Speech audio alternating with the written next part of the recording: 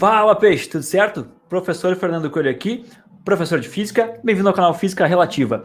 Esse vídeo aqui faz parte de uma série de vídeos que eu vou postar aqui no canal, onde eu faço uma compilação de alguns exercícios resolvidos do Enem, que eu fiz para os meus alunos, mas que eu estou disponibilizando aqui também para vocês.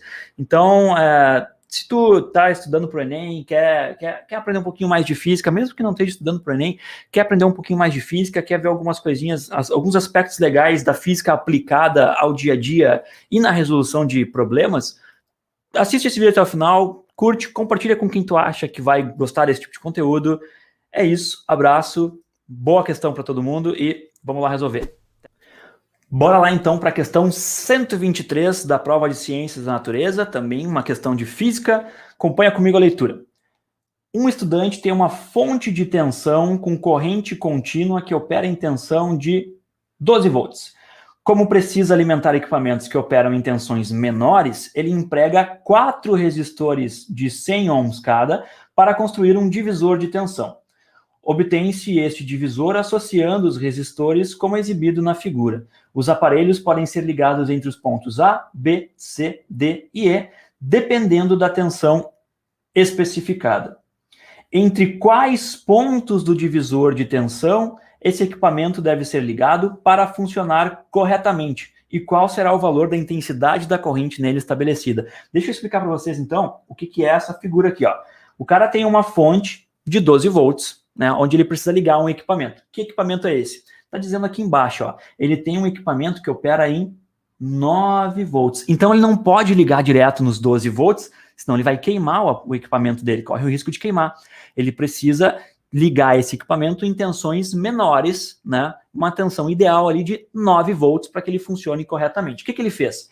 Ele ligou essa bateria a 4 resistores, cada um deles de 100 ohms. Por quê?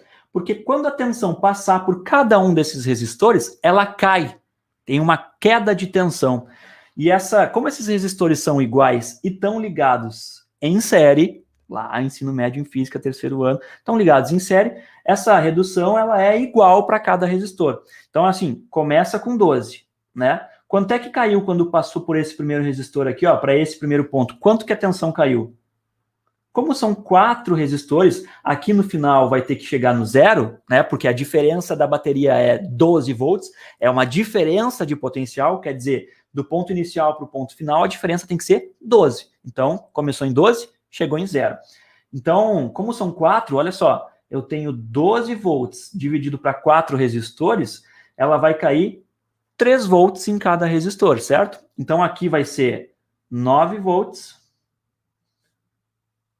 Aqui vai ser, caiu mais 3, 9 menos 3, aqui vai ser 6 volts, aqui vai ser 3 volts, 6 menos 3 dá 3, para chegar depois finalmente em 0 volts no final. Ela cai 3 volts quando passa por cada resistor. Então, por exemplo, se o cara ligar o aparelho dele entre os polos A e C, estou te dando um exemplo, qual vai ser a diferença de potencial? Pô, foi do 12 para o 6. Quanto é a diferença de 12 para 6? A diferença é 6. Então vai ter 6 volts se ele ligar nesses dois polos. Se ele ligar entre o D, deixa eu apagar aqui.